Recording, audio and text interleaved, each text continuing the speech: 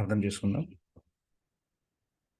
దయగల మా తండ్రి, పరిశుద్ధమైన దేవ, మీ ఘనమైన నామమునకు మరొకసారి స్తుతులు స్తోత్రాలు చెల్లిస్తున్నాను. మీ వాక్యాన్ని ధ్యానించాలన్నటువంటి కోరికతో మరొకసారి మీ వైపు చూస్తా ఉన్నాం. మాతో మాట్లాడండి.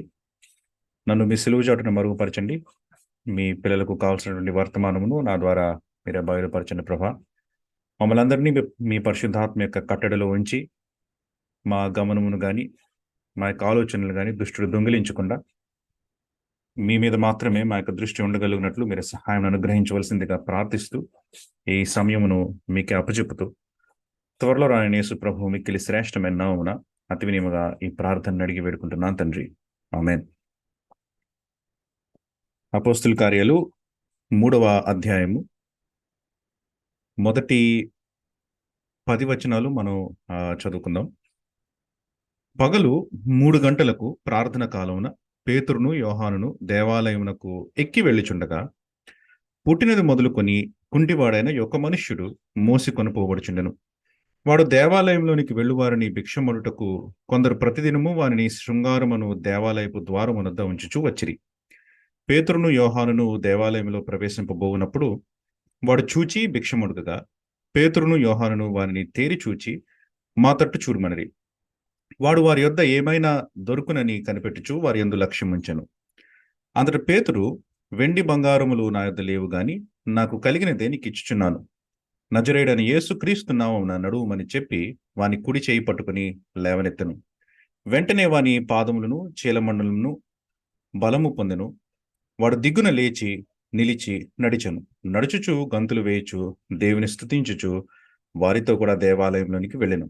వాడు నడుచుచూ దేవుని స్తుతించుట ప్రజలందరూ చూచి శృంగారమున దేవాలయపు ద్వారమునొద్ద భిక్షము కొరకు కూర్చుండిన వాడు వీడే అని గుర్తెరిగి వానికి జరిగిన దానిని చూచి విస్మయముతో నిండి పరవశులైరి.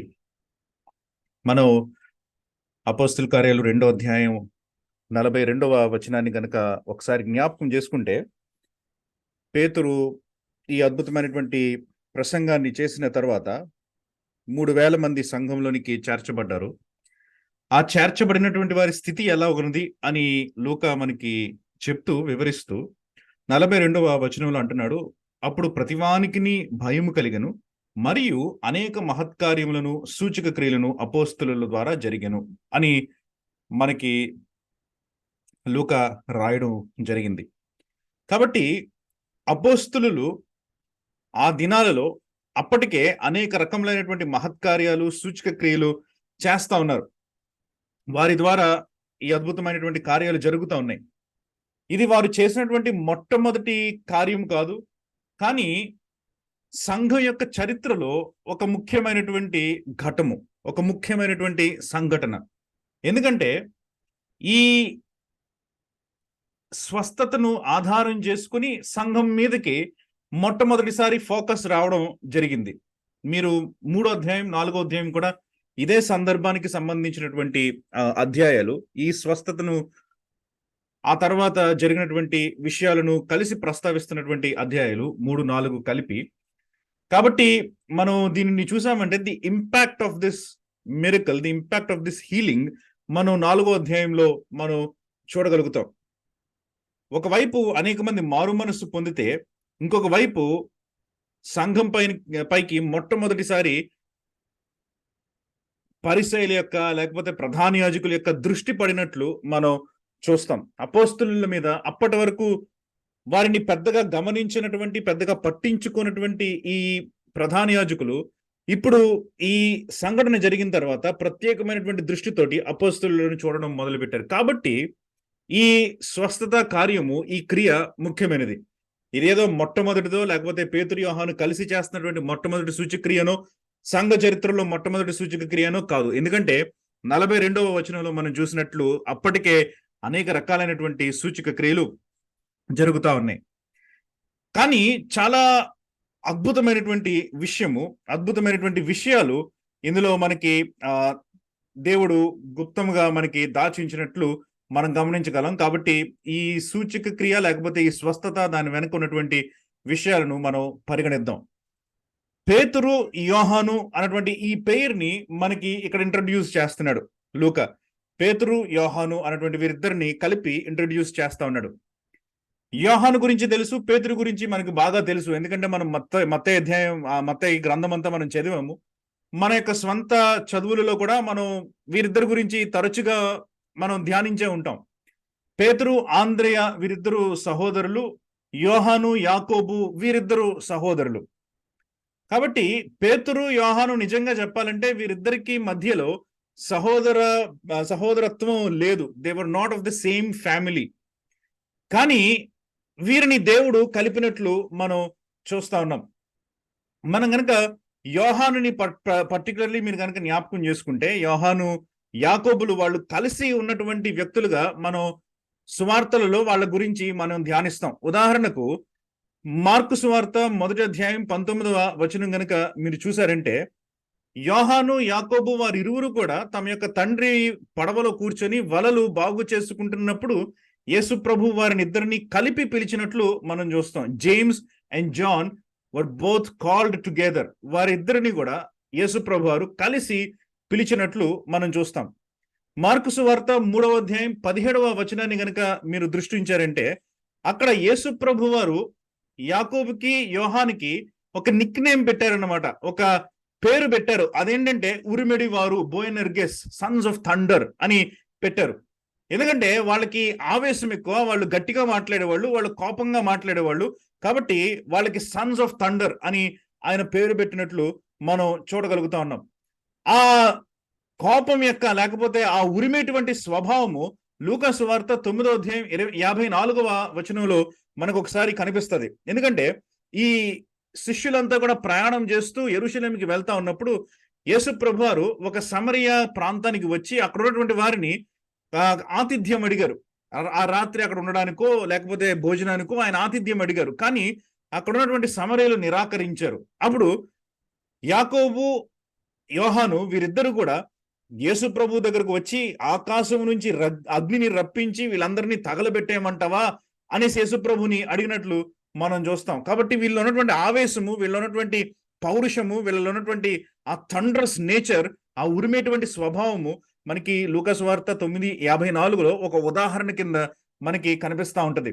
అలాగే మార్కు సువార్త 10వ అధ్యాయం 35వ వచనం కనుక మనం చూసామంటే, యాకోబు, యోహాను వీరిద్దరు కూడా మత్తయిలో చూస్తే తల్లిని తీసుకుని వచ్చి ఇన్ఫాక్ట్ వీరిద్దరు కూడా యేసు ప్రభు వారికి కుడి చేత ఒకళ్ళు, ఎడమ చేత ఒకళ్ళు కూర్చోవాలని, లేకపోతే ఆయన సింహాసనానికి లెఫ్ట్ అండ్ రైట్ వీళ్ళిద్దరు ఉండాలని స్పెషల్ ప్రివిలేజ్ ని వాళ్ళు కోరుకుని యేసు ప్రభు దగ్గర ఒక దరఖాస్తు పెట్టినట్లు, ఒక పిటిషన్ పెట్టినట్లు మనం చూస్తాం. దానిని బట్టి ఆ 12 మంది శిష్యులలో కొంచెం డిస్టర్బెన్స్ వచ్చిందనమాట. ఎందుకు నేను ఈ మాటలని చెప్తున్నానంటే, James and John were always seen together. వీరిద్దరు కూడా చాలా అన్బ్రేకబుల్ బాండ్ అనమాట. పేతురు, ఆంద్రేయ మీకు అంత కనిపించదు, కానీ యాకోబు, యోహానులది మాత్రం వారిద్దరికి ఒకే రకమైనటువంటి పిలుపు. యేసుప్రభు వారు కలిసి ఒకే సమయంలో పిలిచారు. వారిద్దరిది ఒకే రకమైనటువంటి పేరు, బోయనెర్గెస్ అనేటువంటి పేరు. వారిద్దరు కూడా ఒకే రకమైనటువంటి స్వభావం కలిగినటువంటి వారు. ఎందుకంటే ఇద్దరు కూడా అగ్నిని రప్పించమంటావా అని అడిగారు. వారిద్దరికి ఒకే రకమైనటువంటి కోరికలు ఉన్నాయి. ఎందుకంటే ఇద్దరు కూడా ఎడమ వైపు ఒకటి, కుడివైపు ఒకటి యేసు ప్రభువుకి మేము కూర్చుంటాం అని వాళ్ళు కోరుకున్నారు. కాబట్టి వీరిద్దరూ ఒక రకంగా చెప్పాలంటే these were unbreakable and United brothers. కానీ యేసు ప్రభు వారు ఈ యాకోబుని, యోహానుని డివైడ్ చేసి ఆయన పేతురుని మధ్యలో పెట్టారనమాట. మనకి మీరు జ్ఞాపకం చేసుకుంటే, మనం మత్తయి సువార్త ధ్యానిస్తా ఉన్నప్పుడు ఈ యేసు ప్రభు వారు భోజనం చేసినటువంటి ఆ ఆఖరి పస్కా విందు గురించి మనం జ్ఞాపకం చేసుకుంటూ లూకా సువార్తలోనికి వెళ్ళి 22వ అధ్యాయం 8వ వచనాన్ని మనం ధ్యానించుకున్నాం. అక్కడ యేసు ప్రభు వారు పేతురుని, యోహానుని మొట్టమొదటిగా పిలిచి వాళ్ళకి ఒక కమిషన్ ఇచ్చారనమాట. ఆ పస్కా విందుని తయారు చేయమని చెప్పి వాళ్ళకి ఆ బాధ్యతను అప్పగించారు. ఒక్కసారి చదివితే బాగుంటదేమో. లూకా సువార్త 22వ అధ్యాయం 8వ వచనం చూడండి. యేసు పేతురును, యోహానును చూచి, మీరు వెళ్ళి మనం భుజించుటకై పస్కాను మన కొరకు సిద్ధపరచుటని వారిని పంపాను. చాలమ్మా. కాబట్టి ఇక్కడ యేసు ప్రభు ఫర్ ద ఫస్ట్ టైం వీళ్ళిద్దరిని పేరు చేస్తున్నారు అనమాట. పేతురుని, యోహానుని కలిపి పేరు చేస్తా ఉన్నారనమాట. పస్కా కోసమని వారిద్దరిని పంపించారు. మనం జ్ఞాపకం చేసుకున్నాం, మాట్లాడుకున్నాం కూడా ఈ విషయం గురించి. పస్కాని వారు సిద్ధపరిచి ఆ పస్కా కోసమని ఎక్కడ సిద్ధపరచాలో ఆ వ్యక్తిని వెతుక్కుంటూ వెళ్ళి ఆ ఇంటిని కూడా వారు సిద్ధపరిచి, బలి పశువుని సిద్ధపరిచి, కావలసినటువంటి భోజన పదార్థాలన్నింటినీ సిద్ధపరిచి, they bonded at that time. వారిద్దరు కలిసి ఈ పనిని చేస్తా ఉన్నారు. కాబట్టి ఇదివరకు బహుశా వారిద్దరు కలిసి ఈ పనిని చేయలేదేమో, సహోదరుల కింద వేరే సహోదరులతో వాళ్ళు చేశారేమో, కానీ ఇప్పుడు వీళ్ళు ఈ పని కలిసి చేస్తా ఉన్నారు కాబట్టి they bonded at that time. అందుకనే యేసు ప్రభు వారి యొక్క శిలువ మరణం తదనంతరము, లేకపోతే యేసు ప్రభు వారిని శిలువ మరణానికి ఎక్కించడానికి ముందు ఆయన యొక్క ఆ తీర్పులు జరుగుతూ ఉన్నప్పుడు ప్రధాన యాజకుని యొక్క ఇంటికి యోహాను పేతురుని తోడుకొని వెళ్ళినట్లు మనం చూస్తాం. అక్కడ పేతురు 3 సార్లు బొంకుతాడు. కాబట్టి యోహాను పేతురులు వాళ్ళ యొక్క జర్నీని, వాళ్ళ యొక్క ఈ ప్రయాణాన్ని కొనసాగిస్తున్నారనమాట. పస్కా బలి దగ్గర, లేకపోతే పస్కా భోజనాన్ని సిద్ధపరిచినటువంటి ఆ యొక్క టైంని మొదలుకొని వాళ్ళిద్దరూ కలిసి మనకి కనిపిస్తూ ఉంటారనమాట. మనం సువార్తల్లో చూస్తున్నప్పుడు కూడా ఆ ప్రేయర్ని మారినట్లు మనం చూడగలుగుతాం. ఎందుకంటే ఆ పస్కా భోజనం సిద్ధపరిచారు. ఆ తర్వాత ఆ సాయంత్రం పూట యేసు ప్రభువుని అన్న కైపల దగ్గరకు తీసుకుని వెళ్తా ఉన్నప్పుడు పేతురు యోహానులు కలిపి అన్న కైప దగ్గరకు వెళ్ళారు. తర్వాత 3 దినాలైన తర్వాత మగ్దలేని మరియ వారిని చూడడానికి, లేకపోతే యేసు ప్రభు యొక్క శరీరము ఆ యొక్క సమాధిలో లేదు అని గుర్తించినప్పుడు ఆమె పరిగెత్తుకొని వెళ్ళినప్పుడు పేతురు యోహాను ఒకే చోట ఉన్నట్లు మనం గమనిస్తాం. కాబట్టి వారిద్దరు ఆల్రెడీ బాండ్ అయ్యారు, ఇద్దరు సహవాసం కలిగి ఉన్నారు. మిగతా అపోస్తులు కనిపించలేదు, కానీ మరియకి వీళ్ళిద్దరూ కనిపించారు. వెంటనే వారిద్దరూ పరిగెత్తుకొని యేసుప్రభు యొక్క సమాధి దగ్గరికి వచ్చినట్లు మనం చూస్తాం. సో వీళ్ళ యొక్క బాండింగ్ అక్కడి నుంచి స్టార్ట్ అయిందనమాట. యేసుప్రభు వారు యోహానుని యాకోబుని డివైడ్ చేసి యోహానుని పేతురుని కలిపినట్లు మనం చూస్తా ఉన్నాం. బహుశా మరి యోహాను యాకోబులు వారిద్దరు కూడా maybe they could have been selfish. అంటే మేము కుడి చేత ఒకళ్ళు, ఎడమ చేత ఒకళ్ళు ఉండాలి అన్నటువంటి ఆలోచన తత్వం కలిగిన వారు. కాబట్టి యేసుప్రభు వారు ఆయన యొక్క జ్ఞానంతో ఆయన గుర్తెరిగి ఆ విషయాన్ని వారిని డివైడ్ చేసి మరి పేతురుని యోహానుని కలిపారేమో, మనకు తెలియదు ఎందుకో. కానీ పేతురు యోహాను యొక్క పరిచర్య ఇప్పుడు ప్రారంభమవుతా ఉన్నట్లు మనం చూస్తాం. మీరు తర్వాత ఇంకా మిగతా అధ్యాయాలు మీరు చదువుతా ఉన్నప్పుడు 10వ అధ్యాయం వరకు వీరిద్దరూ కలిసి పరిచర్య చేస్తున్నట్లు మనకి కనిపిస్తూ ఉంటది. కాబట్టి పేతురు యోహాను వీరిద్దరూ కూడా ఇప్పుడు కలిసి వెళ్తా ఉన్నారు. ఎక్కడికి వెళ్తా ఉన్నారు, ఏ సమయంలో వెళ్తా ఉన్నారంటే పగలు 3 గంటలకు, అంటే ఉదయకాలమనే 3 గంటలకి కాదు, ఇది సాయంత్రం పూట 3 గంటలకు. ఇది ప్రార్థనా సమయము, ప్రార్థన కాలమున అని రాస్తున్నాడు కదా, అంటే మధ్యాహ్నం 3 గంటలు అనమాట. కరెక్ట్ గా చెప్పాలంటే ప్రార్థన సమయమున వాళ్ళు ప్రార్థన చేయడం కోసమని దేవాలయంలోనికి వెళ్తా ఉన్నట్లు మనం చూస్తా ఉన్నాం. దేవాలయంలోనికి ఎందుకు వెళ్తున్నారంటే 46వ వచనం 2వ అధ్యాయం అపోస్తుల కార్యాలు చదివితే అక్కడ లూకా మనకి రాస్తున్నాడు, మరియు వారేక మనస్కులై ప్రతిదినము దేవాలయంలో తప్పక కూడుకొనుచు అని అంటున్నారు అన్నమాట. ఇది మనం గత వారం కూడా నేర్చుకున్నాం. వాళ్ళు ఉదయాలంతా దేవాలయంలో కూడుకునేవారు. ఎందుకంటే 3000 మంది, లేకపోతే అంతకన్నా ఎక్కువ మంది కదా, 3000 మంది ఆ రోజు కలిసిన వారు. తర్వాత కొన్ని రోజులు అయ్యాయి ఈ సంఘటన జరిగేసరికి. ఈ రోజుల్లో క్రొత్త విశ్వాసులు వచ్చుంటారు. బహుశా సంఘము 4000 అయిందో 5000 అయిందో మనకి తెలీదు. ఇంత పెద్ద సంఖ్య కలిసేటువంటి హాల్ ఏముంటది? ఎవరి ఇళ్లలో కూడా 3000 4000 మంది వ్యక్తులు పట్టరు కదా. కాబట్టి వీరు కలవడానికి యోగ్యమైనటువంటి సరిపడా ఒకటే ప్రదేశం ఏంటంటే దేవుని యొక్క దేవాలయము. వాళ్ళకి ఆ టైమ్స్ లో చర్చ్ బిల్డింగ్ అంటూ లేదు, ఒక పర్టికులర్ మందిరం అంటూ లేదు. దేవుని యొక్క దేవాలయం, యూదులు వాడుతున్నటువంటి దేవాలయానికే వీరు కూడా వెళ్ళేవాళ్ళు. ఎందుకంటే ఒక్కటే దేవుణ్ణి పూజిస్తున్నారు కదా. కాబట్టి వీళ్ళకి ఆ డిఫరెన్సియేషన్ తెలియలేదనమాట. అందుకనే వారు ఆ దేవాలయంలోనికే వెళ్ళి అక్కడే వాళ్ళు దేవునిని ఆరాధిస్తున్నట్లు మనం చూడగలుగుతున్నాం.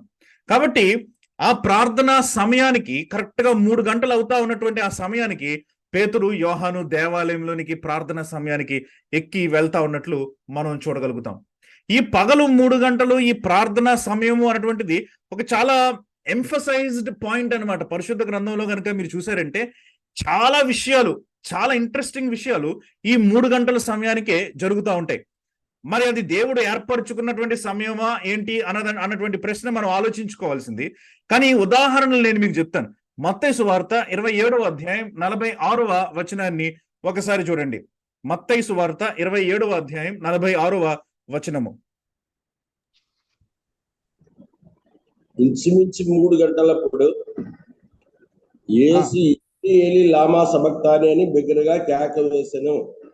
ఇంచుమించు 3 గంటల సమయం. ఇప్పుడు యేసు ఏలి ఏలి లామా సబక్తాని అని కేకలు వేశారు. నా దేవా నా దేవా నన్నెందుకు చెయ్యి విడిచావు అన్నటువంటి ప్రార్థన యేసు ప్రభువారు కరెక్ట్ గా 3 గంటల ప్రార్థనా సమయానికి ఆయన చేస్తున్నట్లు మనం గమనించగలం. కరెక్ట్ గా 3 గంటల ప్రార్థనా సమయానికి ఆయన చేస్తున్నారు. మొదటి రాజులు 18:36 చూడండి. అస్తమయ నైవేద్యం అర్పించే సమయమున ప్రవక్తకు ఏలియా దగ్గరికి వచ్చి ఇలాగు ప్రార్థన చేశాను. చాలా మా ప్రార్థన అక్కర్లేదు మనకి.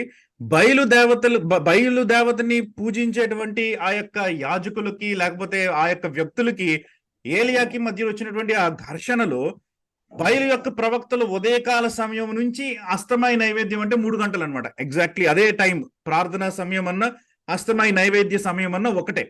కాబట్టి ఆ 3 గంటల వరకు వాళ్ళని కొట్టుకుంటూ బయలుదేవతని ప్రార్థిస్తా ఉన్నారు, అగ్నిని కురిపించమని, లేకపోతే వారు అక్కడ ఏర్పాటు చేసినటువంటి ఆ బలిని ఏదో ఒక రకంగా స్వీకరించమని చెప్పి.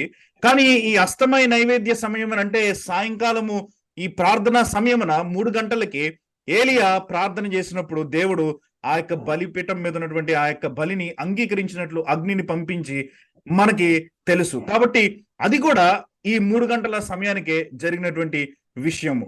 ఎజ్రా 9వ అధ్యాయం 5వ వచనం కూడా చూడండి ఒకసారి. ఎజ్రా 9వ అధ్యాయం 5వ వచనం. సాయంత్రపు అర్పణ వేళను శ్రమ తీరగా నేను లేచి నా వస్త్రముని పై దుప్పటిని చింపుకొని మోకాల మీద పడి నా దేవుడైన యెహోవా తట్టు చేతులెత్తి నా దేవా నా ముఖము నీ వైపు ఎత్తుకొనుటకు సిగ్గుపడి కిన్నుడనై ఉన్నాను. నా దోషములు మా తలలకు పైగా హెచ్చి ఉన్నవి, మా అపరాధము. చాలమ్మా, మనకి కాంటెక్స్ట్ అర్థమవుతుంది కదా. ఎజ్రా తనని తాను తగ్గించుకొని దేవుని వైపు తిరిగి చేస్తున్నటువంటి ఈ ప్రార్థన తర్వాత ఇశ్రాయేలీయులు ఉజ్జీవింపబడడానికి బహుశా ఒక కారణం అయి ఉండొచ్చు. ఇక్కడ నుంచి ఇశ్రాయేల్ యొక్క రివైవల్ మనకి కనిపిస్తుంది ఎజ్రాలో. మరి ఒక్కసారి వాళ్ళు రివైవ్ అయినట్టు, ఉజ్జీవింపబడినట్లు. కాబట్టి ఈ ప్రార్థన కూడా ఇదే సాయంకాలపు 3 గంటల సమయానికి జరుగుతా ఉన్నదని మనం అర్థం చేసుకోవచ్చు. దానియేలు 9వ అధ్యాయం 21వ వచనాన్ని కూడా చూడండి. నేను ఇలాగున మాట్లాడుచు ప్రార్థన చేయుచునుండగా మొదట నేను దర్శనమందు చూసిన అతి ప్రకాశమానుడైన గబ్రియేలు ఆ మనుషుడు సాయంత్రపు బలి అర్పించే సమయంలో నాకు కనబడి నేను ముట్టెను.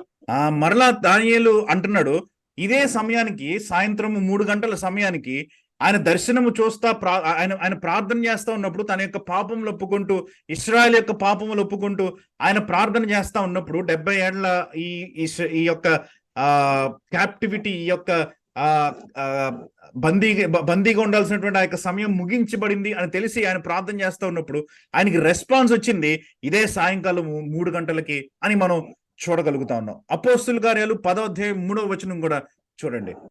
అపోస్తుల కార్యాలు 10వ అధ్యాయం 3వ వచనం కూడా మీరు చూస్తే అక్కడ కొర్నేలి ప్రార్థన చేస్తా ఉన్నాడు. పగలు ఇంచుమించు 3 గంటల వేళ దేవుని దూత అతని ఎద్దుకు వచ్చి కొర్నేలి అని పిలుచుట దర్శనమందు తేటగా అతనికి కనబడెను. కాబట్టి కొర్నేలి ప్రార్థన చేస్తా ఉన్నప్పుడు ఆ ప్రార్థనకు వచ్చినటువంటి జవాబు కూడా పగలు 3 గంటలకి, అంటే ఇదే సాయంకాలం పూట అనమాట. సాయంకాలం 3 గంటలు అన్నటువంటి ఆ యొక్క విషయాన్ని మనం అర్థం చేసుకోవచ్చు. కొన్ని వచనాలు క్రిందకి వెళ్ళి గనక మీరు చూసారంటే కొర్నేలి దగ్గరికి పేతురు వచ్చాడు. పేతురు కొర్నేలి మాట్లాడుకుంటున్నారు, నువ్వు నన్ను ఎందుకు పిలిపించావు అని కొర్నేలిని అడిగాడు పేతురు. కొర్నేలి జవాబు చెప్తూ 30వ వచనంలో ఏం చెప్తున్నాడు చూడండి. 10వ అధ్యాయం 30వ వచనం అపోస్తుల కార్యాలు.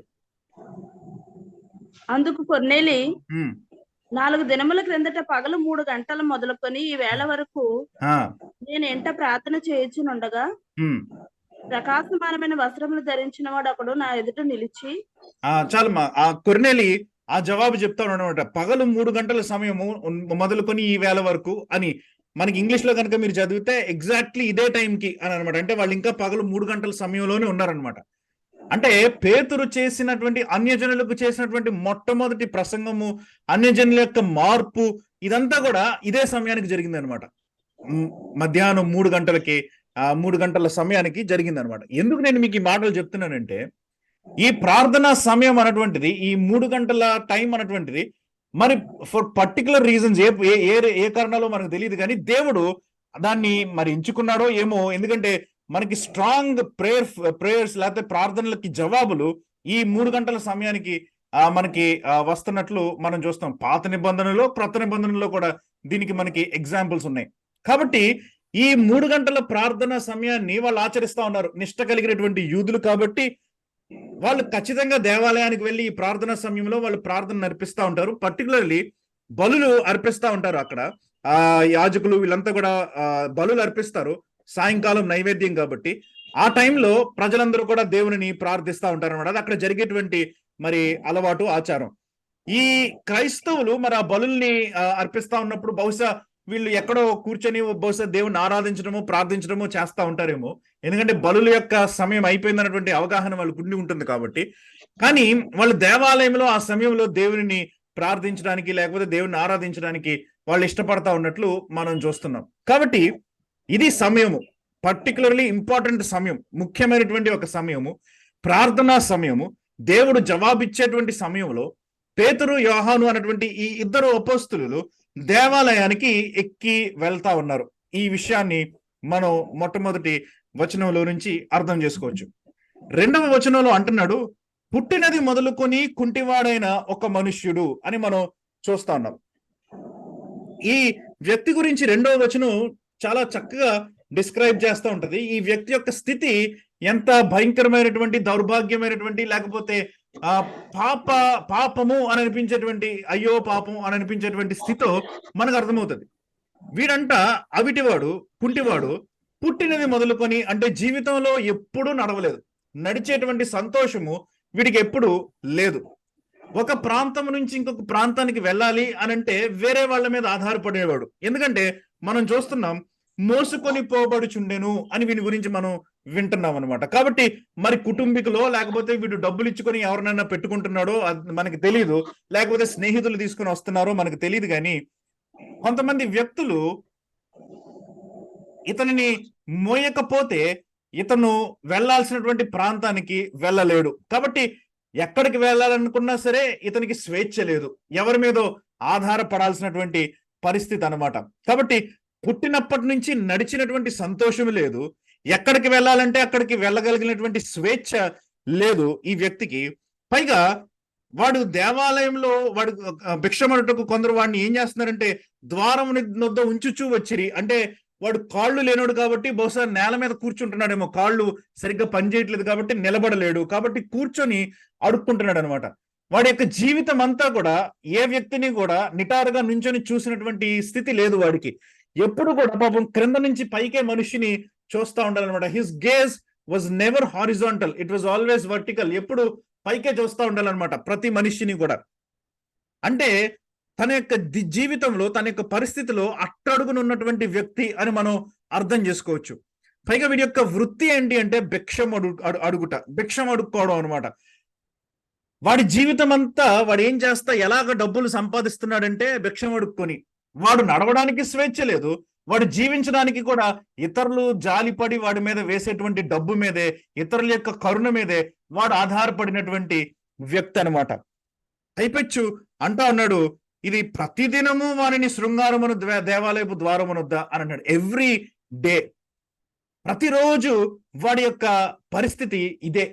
డే బై డే ఒక రొటీన్ అయిపోయింది అనమాట. వాడి జీవితంలో ఒక మార్పు లేదు, ఏమి లేదు, రొటీన్ గా అయిపోయింది. రోజు దేవాలయపు మెట్లు దగ్గర ఎవరో ఒకళ్ళు వచ్చి కూర్చోబెడతారు. వాడు అడుక్కుంటాడు.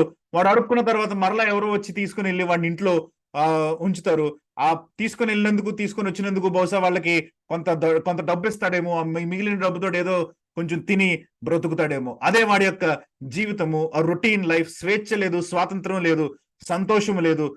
ప్రజలందరూ నడుస్తా దేవాలయం మెట్లెక్కుతా వెళ్తా ఉంటే చూస్తా ఉంటాడు, కానీ దేవాలయంలోనికి ప్రవేశించలేడు. ఆ మెట్లు తనంతట తానే ఎక్కలేడు.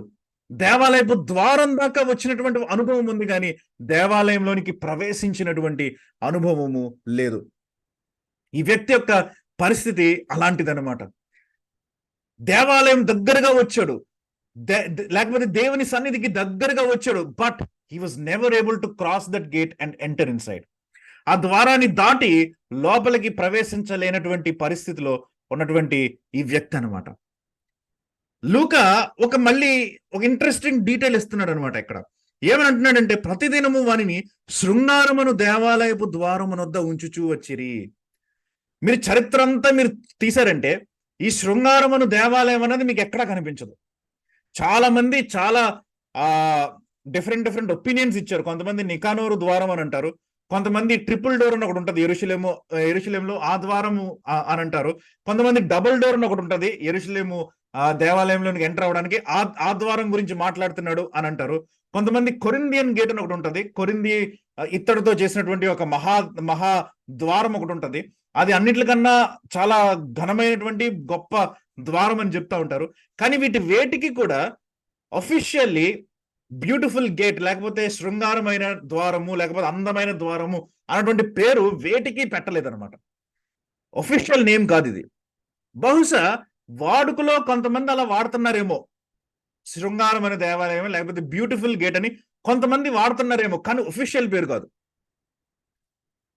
కానీ లూకా అఫీషియల్ పేరు ఇవ్వకుండా ఈ వాడుకలో ఉన్నటువంటి తక్కువ మందికి తెలిసినటువంటి ఈ పేరుని ఆయన వాడడానికి ఇష్టపడ్డాడు. ఎందుకంటే లూకా ఇక్కడ ఒక కాంట్రాస్ట్ తీసుకుని వస్తున్నాడు. గేట్ ఎంత బ్యూటిఫుల్ గా కనిపిస్తే ఏంటి, ఈ బయట ఉన్నటువంటి దౌర్భాగ్యుడైనటువంటి వీడి యొక్క స్థితి ఆ గేట్ దాకా వెళ్ళినా సరే, ఆ గేట్ దగ్గర ఉన్నా సరే, ఆ గేట్ నీడలో ఉన్నా సరే వీడి యొక్క పరిస్థితి బ్యూటిఫుల్ అవ్వట్లే, వీడి యొక్క పరిస్థితి అందం అవ్వట్లే. ఆ గేట్ దగ్గరే ఉన్నాడు కానీ ఆ గేట్ నీడ వీడి మీద పడుతుందేమో కానీ this fellow was as రిచెడ్ as any other day. వీడు పాపం ఆ గేట్కి ఉన్న అందంలో కొంచెం కూడా వీడిలో లేదు. లూకా ఈ కాంట్రాస్ట్ ని తీసుకొని వస్తున్నాడు అనమాట. The beautiful gate, the రిచెడ్ life అనమాట. అందమైనటువంటి ఈ దేవాలయపు ద్వారము ఈ దౌర్భాగ్యమైనటువంటి స్థితిని మార్చలేకపోతుంది. ఆ దౌర్భాగ్యమైనటువంటి స్థితిలో ఉన్న వ్యక్తికి ఎంట్రీ ఇవ్వలేకపోతుంది, లోపలికి తీసుకొని రాలేకపోతుంది. ఇది ఒక బ్యారియర్. లూకా ఒకటి చెప్తున్నాడు అనమాట మనకి. అపోస్తుల కార్యాలు చదివే కొలది లూకా ఈ బ్యారియర్ గురించి మెన్షన్ చేస్తూ ఉంటాడు. ఈ అందమైనటువంటి ఈ పాత నిబంధన ప్రక్రియలు, అందమైనటువంటి ఈ పాత నిబంధన ఆలోచనలు అవి అందంగా కనిపించవచ్చు కానీ దే ఆర్ ఎ బ్యారియర్. భ్రష్టమైపోయినటువంటి దౌర్భాగ్యమైనటువంటి జీవితాలు జీవిస్తున్నటువంటి మనకి అవి ఒక బ్యారియర్ అని లూకా ఒక రకంగా మనకి ఇక్కడి నుంచే చెప్పడం మొదలు పెడుతున్నాడు అన్నమాట. అందుకనే ఈ శృంగారం అనేటువంటి దేవాలయం గురించి ఎక్కడ ఏ అఫీషియల్ డాక్యుమెంట్ లో కూడా రాసి లేదు. దేవాలయం గురించి చాలా డాక్యుమెంట్స్ ఉన్నాయి, చాలా గేట్స్ కి పేర్లు ఉన్నాయి. నిజానికి చెప్పాలంటే అన్ని గేట్స్ కి పేర్లు ఉన్నాయి. ఇందాక నేను చెప్పాను కదా, డబుల్ డోర్, ట్రిపుల్ డోర్, తర్వాత ఇంకా హుల్దా గేట్స్ అని ఉన్నాయి, కొరింథియన్ గేట్స్ అని ఉన్నాయి, తూర్పు ద్వారం అని ఉంది, పడమట ద్వారం అని ఉంది, ఆ ద్వారం అని ఉంది, ఈ ద్వారం అని ఉంది, అన్నిటికీ పేర్లు ఉన్నాయి. కానీ దేనికి శృంగారం అనేటువంటి పేరు లేదు. నో అఫీషియల్ రికార్డ్ అనమాట. ఎందుకంటే లూకా వాడుకలో ఉన్నటువంటి ఒక పేరుని తీసుకొని వచ్చి కావాలని కాంట్రాస్ట్ చేయడానికి వాడుతున్నాడు అనమాట.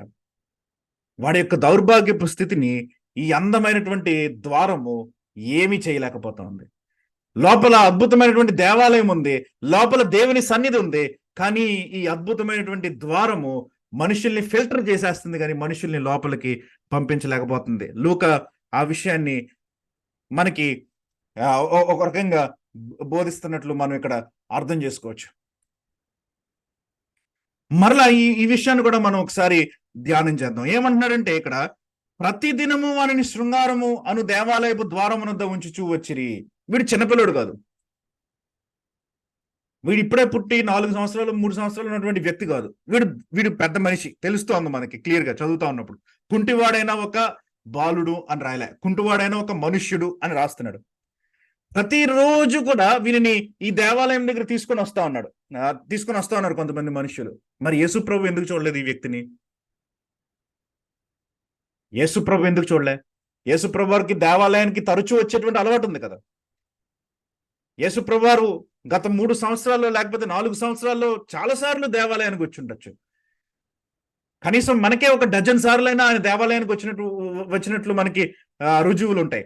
పరిశుద్ధ గ్రంథాన్ని కనుక మీరు తరచి చూసారంటే మరి అన్ని సార్లు ఆయన దేవాలయానికి వచ్చారు, మనకు తెలియకుండా ఇంకెన్నో సార్లు వచ్చి ఉండొచ్చు ఆయన. కాబట్టి మేబీ చాలా సార్లు ఆయన దేవాలయానికి వచ్చారు కానీ ఈ ద్వారాల గుండా ఆయన వెళ్ళుంటారు కానీ ఎప్పుడు ఈ వ్యక్తిని ఆయన కలవలే. మత్తయి సువార్త 21వ అధ్యాయం 14-15 వచనాలు కూడా ఒకసారి జ్ఞాపకం చేసుకుందాం ఈ కాంటెక్స్ట్ లో. మత్తయి 21వ అధ్యాయం 14-15 వచనాలు.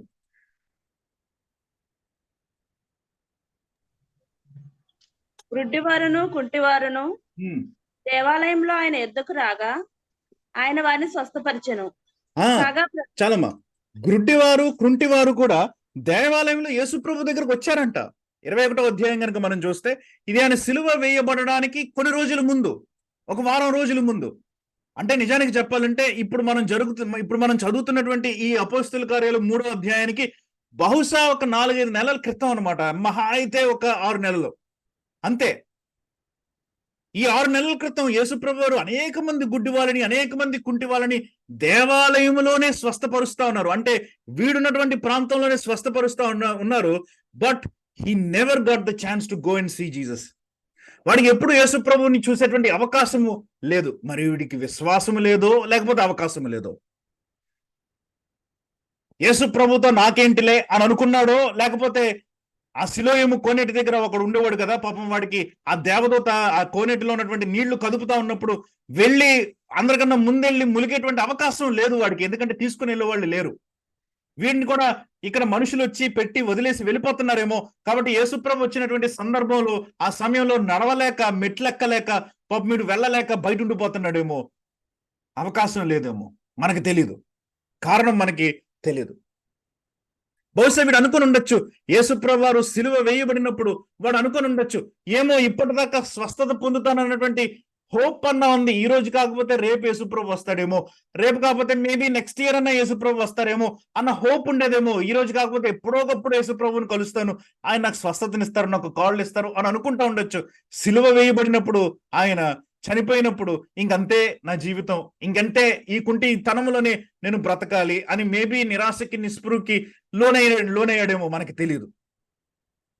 యేసు ప్రభు వచ్చినటువంటి సమయంలో వీడికి స్వస్థత దొరకలేదు, కానీ దేవుడు మరలా వెతుక్కుంటూ వచ్చాడు వీడిని. He got a second chance. వీడికి 2వ అవకాశము ఇవ్వబడింది. వీడు దేవుని దగ్గర నుంచి దూరంగా ఉన్నాడు, కానీ యేసు ప్రభు దగ్గరికి రాలేకపోయాడు, కానీ దేవుడే వీడి దగ్గరకు వచ్చినట్లు మనం చూస్తాం. తర్వాత వచనాలు కనుక మనం చదివితే ఎగ్జాక్ట్ గా అదే మనం చూస్తాం.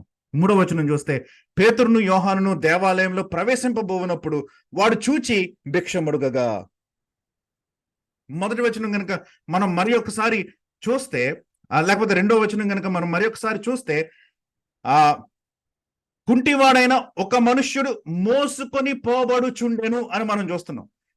మళ్ళీ కలిపి 1వ వచనం నుంచి చదువు. పగలు 3 గంటలకు ప్రార్థన కాలమున పేతురును యోహానును దేవాలయమునకు ఎక్కి వెళ్ళుచుండగా, అంటే పేతురు యోహాను దేవాలయానికి ఎక్కి వెళ్తా ఉన్నారు.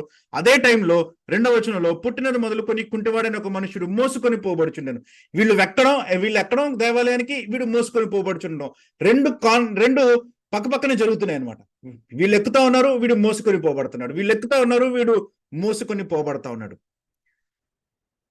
అంటే వీడింకా వాడి ప్లేస్ లో కూర్చొని, వాడికంటూ ఒక దుప్పటి ఉందేమో, వాడికంటూ ఒక డబ్బా ఏదో ఉందేమో, అందులో చిల్లరంతా పోగేసుకోవడానికి, లేకపోతే ఆ కాసులన్నీ పోగేసుకోవడానికి వీడికంటూ ఒక సెటప్ ఉంటది కదా. ఖచ్చితంగా అడుక్కునే వాళ్ళందరికీ కూడా ఒక సెటప్ ఉంటది. భిక్షం అడిగే వాళ్ళందరికీ కూడా మనకు తెలుసు, ఒక సెటప్ ఉంటది, చిన్న సెటప్. ఆ సెటప్ వేసుకోవడానికి కూడా వీడికి టైం లేదనమాట, ఎందుకంటే వీళ్ళు ఎక్కుతా ఉన్నారు, వీడు కూడా మోసుకొని పోబడతా ఉన్నాడు. కరెక్ట్ గా చెప్పాలంటే బోని అనమాట. పేతురు యోహానులు వీడికి బోని అనమాట, వాళ్ళతోటి బోని మొదలు పెట్టాలన్నమాట వీడికి. అలాంటి సిచ్యువేషన్ లో మనం ఈ కాంటెక్స్ట్ ఇది అంతా జరుగుతూ ఉండడం చూస్తున్నాం. పేతురు యోహాను దేవాలయంలోనికి ప్రవేశింపబోనప్పుడు, అంటే ఇంక ఎంటర్ అయిపోతున్నారు, డోర్ దగ్గరికి వెళ్ళిపోయారు వాళ్ళు, దేవాలయంలోనికి ఇంక ఎంటర్ అవుతా ఉన్నారు, ఆ డోర్ దగ్గర ఉన్నాడు అనమాట వీడు. అప్పుడు వాడు వీళ్ళని చూసి భిక్షం అడిగాడు.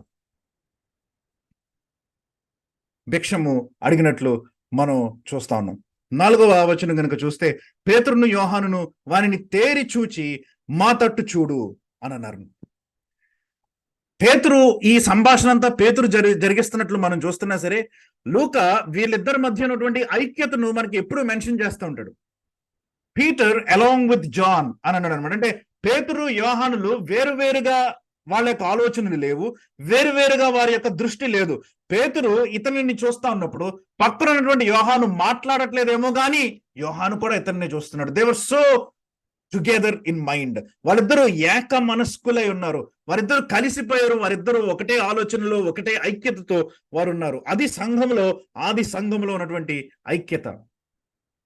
పేతురు లీడ్ తీసుకుంటా ఉంటే యోహాను అరే మనతో వీడికెందుకు పోదాం అని అనట్లేదు, లేకపోతే వీడి సంగతి మనకెందుకు, వద్దు మనం లోపలికి వెళ్ళిపోదాం, మనకు లేట్ అయిపోతుంది, లోపల మన కోసం వెయిట్ చేస్తా ఉన్నారు, ఇవేమి లేవు. పేతురు ఆగాడు, యోహాను ఆగాడు. పేతురు చూస్తున్నాడు, యోహాను చూస్తా ఉన్నాడు. పేతురు మమ్మల్ని చూడు అని అన్నాడు, యోహాను కూడా మమ్మల్ని చూడు అని అంటున్నాడు. They were all one in mind, they were both one in mind. ఎందుకు అలాగ మమ్మల్ని చూడు అనాల్సినటువంటి అవసరం వచ్చింది అని అంటే, మా తట్టు చూడు అని ఎందుకు అనాల్సి వచ్చిందంటే, వీడు వాళ్ళ తట్టు చూడట్లే. వీడు భిక్షమైతే అడిగాడు, కానీ అది దేవాలయంలో ప్రార్థనా సమయం కాబట్టి కొన్ని వందల మంది ప్రజలు మెట్లెక్కి తండోపతండాలుగా వెళ్ళిపోతా ఉంటారు. వీడికి పేతురు యోహానులు కాకపోతే ఇంకొకళ్ళు కావాలన్నమాట. వీడికి కావాల్సిందంతా ఏంటంటే కాసులు, వీడికి కావాల్సిందంతా ఏంటంటే రోకలు, వీడికి కావాల్సింది ఏంటంటే ఎవడైనా ఒక రొట్టె ముక్క పడేస్తాడేమో అన్నటువంటి ఆ యొక్క తత్వం వీడిది. వీడు ఒకళ్ళ మీద ధ్యాస ఉంచలేడు, ఒకళ్ళ మీద దృష్టి ఉంచలేడు. కాన్స్టెంట్లీ ఎక్కడి నుంచి సహాయం వస్తుంది అని కళ్ళతోటి వెతుక్కుంటూ ఉండాల్సినటువంటి, లేకపోతే ఉండేటువంటి స్వభావం కలిగినటువంటి వ్యక్తి అన్నమాట వీడు. కాబట్టి పేతురు యోహానుల్ని అయ్యా అని అడిగాడు, కానీ వాళ్ళంక చూడట్లే. మిగతా వాళ్ళందరినీ చూస్తున్నాడు, వెళ్ళిపోతున్న వాళ్ళని చూస్తున్నాడు, ఎవరు మంచి వస్త్రాలు వేసుకున్నారో వాళ్ళని చూస్తున్నాడు, గమనిస్తున్నాడు. పేతురు యోహానుల వైపు దృష్టి ఉంచట్లేదు. అందుకని అంటున్నారు అనమాట, లుక్ ఎట్ us అని. మా వైపు ఫోకస్ చేయి, మిగతా వాళ్ళందరినీ పట్టించుకోవడం మానే, మిగతా వాళ్ళందరి గురించి ఆలోచించడం మానే, turn yourself to me అనేసి. దేవుని దగ్గర నుంచి మనం ఏదైనా బలమైనటువంటి కార్యం కోరుకుంటున్నప్పుడు only focus should be on God. దేవుని మీద మాత్రమే మన ఫోకస్ ఉండాలి. దేవుని మీద మాత్రమే, దేవుని మాట మీద మాత్రమే మనకి ఫోకస్ ఉండాలి. యెషయా 8వ అధ్యాయం 17వ వచనంలో యెషయా దేవుని పరిశుద్ధాత్మ ద్వారా నిండిన వాడే ఇలా ప్రవచిస్తూ ఆ ప్రవచనం మధ్యలో ఈ ప్రార్థన చేస్తా ఉన్నాడు అనమాట. ఈ మాటని కన్ఫెస్ చేస్తా ఉన్నాడు. యెషయా 8వ అధ్యాయం 17వ వచనం చూడండి. యాకోబు వంశమునకు తన ముఖమును మరుగు చేసుకొను యెహోవాను నమ్ముకొను నేను ఎదురు చూచుచున్నాను. యెహోవా కోసం నేను ఎదురు చూస్తున్నాను అని చెప్తా ఉన్నాడు అనమాట. యాకోబు వంశమునకు ఆయన ముఖము మరుగు చేసుకున్న ఆయన వైపే నేను చూస్తున్నాను, ఆయన కోసమే నేను వేచి ఉన్నాను.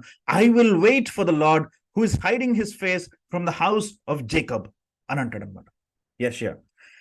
అంటే దేవుని దగ్గర నుంచి ఇశ్రాయేలీలకి ఏ రకమైనటువంటి సమాచారం రావట్లే, ఏ రకమైనటువంటి సమాధానం రావట్లే, దేవుని దగ్గర నుంచి దర్శనం రావట్లే. ఇట్స్ ఎ విజన్లెస్ వాయిడ్ అనమాట. వాళ్ళకి ఒక చీకటి కాలం లాగా కనిపిస్తా ఉన్నది. ఈ భయంకరమైనటువంటి పరిస్థితిలో డెఫెనింగ్ సైలెన్స్, ఈ యొక్క నిశ్శబ్దములో యెషయా అంటున్నాడు, ఎంత నిశ్శబ్దమైనా సరే, ఎంత దర్శనం లేనటువంటి సమయం అయినా సరే, నేను దేవుని కోసమే నేను వేచి ఉంటా. దేవుని దగ్గర నుంచి స్వరం రావట్లేదు కదా అని కర్ణపిశాచం దగ్గరికి వెళ్ళేటువంటి సౌలు లాంటి కాదు నేను. దేవుడు కాకపోతే ఇంకొక డైరెక్షన్ అని అనుకోకూడదు. మనం దేవుని దగ్గర నుంచి ఏమన్నా కోరుకుంటా ఉన్నప్పుడు let's fix hour gauge on him. ఆయన మీద మాత్రమే మన దృష్టిని మనం ఉంచాలి. యెషయా మనకు ఆ మాటని చెప్తా ఉన్నాడు. మీకా 7వ అధ్యాయం 7వ వచనంలో పరిస్థితులు విషమిస్తా ఉన్నాయి. చుట్టూ కనుక మీరు చూసారంటే 7వ అధ్యాయం అంతా ఒక డిజెక్టెడ్ పిక్చర్ ఇస్తా ఉంటది ఇశ్రాయేలు గురించి. ఎందుకంటే అక్కడ మీకా రాస్తా ఉంటాడు అనమాట, నీతిని బట్టి నడిచేవాడు ఒక్కడు కూడా లేదు, ఎక్కడ చూస్తే అక్కడ నరహత్యే, దేవుని అనుసరించిన వాడు ఒక్కడు కూడా లేడని 7వ అధ్యాయం 5వ వచనంలో అంటాడు అనుకుంటా. కొన్ని వచనాలు కిందకు వచ్చేసరికి 7వ వచనంలో ఈ మాట అంటాడు. మీకా 7:7 చదవండి ఎవరైనా. అయినను యెహోవా కొరకు నేను ఎదురు చూచెదను. పై వచనాలు కనుక మీరు చదువుకుంటూ వస్తే మీకు ఆ కాంటెక్స్ట్ ఇంకా చక్కగా కనిపిస్తుంది. సమయం బట్టి నేను మొత్తం చదివించట్లే. ఎంత భయంకరమైనటువంటి పరిస్థితి ఉన్నా సరే, దేశంలో దేవుణ్ణి వెతికేవాడు ఒక్కడు లేకపోయినా సరే, దేశంలో చుట్టూ నరహత్య ఉన్నా సరే, దేశమంతా పాడైపోయినా, దేశమంతా భయంకరంగా ఉన్నా సరే, నేను మాత్రము యెహోవా వైపే నేను ఎదురు చూస్తాను, యెహోవా కోసమే నేను ఎదురు చూస్తాను. I will wait expectantly for the Lord. దేవుడు ఒక్కడి కోసమే నేను ఎదురు చూస్తాను. అని అంటున్నాడు అనమాట. అందుకని అంటాడు ఆ తర్వాత వచనాలు కనుక మీరు చూస్తే, నేను 7 సార్లు పడినా మరలా లేస్తా అని అంటున్నాడు అనమాట. నేనే పడిపోవచ్చు, చుట్టూ ఉన్నటువంటి పరిస్థితులను బట్టి నేను పడిపోవచ్చు, కానీ లేస్తానే ఉంటా. ఎందుకంటే my gauge is towards the lord. నేను దేవుడిని నేను చూస్తా ఉన్నా, ఆయన కోసమే నేను ఆతృతతో ఎదురు చూస్తా ఉన్నా. The singular focus should be on God. వీడికి అది లేదు. నిజానికి చెప్పాలంటే అసలు వీడికి స్వస్థత అన్నటువంటి ఆలోచన కూడా వీడికి లేదు. ఆ తర్వాత వచనం గనక మనం చూస్తే అర్థమవుతుంది. 5వ వచనం, వాడు వారి యొద్ద ఏమైనా దొరుకునని కనిపెట్టుచు వారి యందు లక్ష్యం ఉంచెను. ఏమైనా అంటే ఏంటి అంటే 6వ వచనం ప్రారంభంలో అంటాడు, పేతురు వెండి బంగారములు నా యొద్ద లేవు. వాడి ఎక్స్పెక్టేషన్ అంతా ఎలా ఉందంటే వెండి బంగారములు, అది వాడి యొక్క ఎక్స్పెక్టేషన్ అనమాట. అందుకనే ఆ ఎక్స్పెక్టేషన్ కి తగ్గట్టు వాళ్ళకి అటెన్షన్ ఇచ్చాడు. ఇప్పుడు పేతురు మా తట్టు తిరుగు అని అన్న వెంటనే ఇప్పుడు వాళ్ళు ఏదో ఒకటి దొరుకుతుందిలే, మా తట్టు తిరగమన్నారు కదా, ఏదో కొంత బహుశా అందరికన్నా ఎక్కువ ఇస్తారేమో. ఎందుకంటే మెట్లు ఎక్కుతూ వెళ్ళిపోతున్న వాళ్ళు ఆగి మా తట్టు తిరుగు అని చెప్పి చేయరు ఎవరు కూడా. ఏదో ఒక కాసో 2 కాసులు జేబులోంచి తీసి ఇలా టంగుమని పడేసి వెళ్ళిపోతారు అంతే.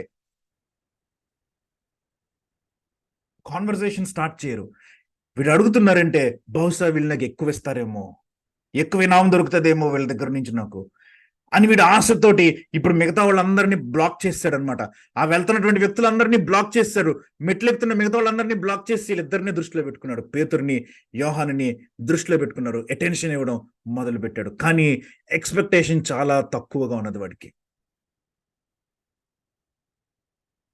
మన ఎక్స్పెక్టేషన్స్ ఎప్పుడు దేవుని దగ్గర నుంచి నిజానికి చెప్పాలంటే తక్కువగానే ఉంటాయి. ఎందుకంటే ఎఫెసీలకు రాసిన పత్రిక 3వ అధ్యాయం 20వ వచనంలో కనుక మనం చూస్తే పౌలు చాలా స్పష్టంగా రాశాడు. మనందరికీ తెలిసినటువంటి వచనం అది. ఎఫెసీలకు రాసిన పత్రిక 3వ అధ్యాయం 20వ వచనం చదవండి. మనం అడిగేదానికన్నా ఊహించేదానికన్నా అత్యధికంగా చేయగల శక్తి గల మన దేవుడు అని అంటా ఉంటాడు అక్కడ. కాబట్టి చదవండి అమ్మా. మనలో కార్యసాధకమైన తన శక్తి చొప్పున మనం అడుగు వాటన్నిటికంటేను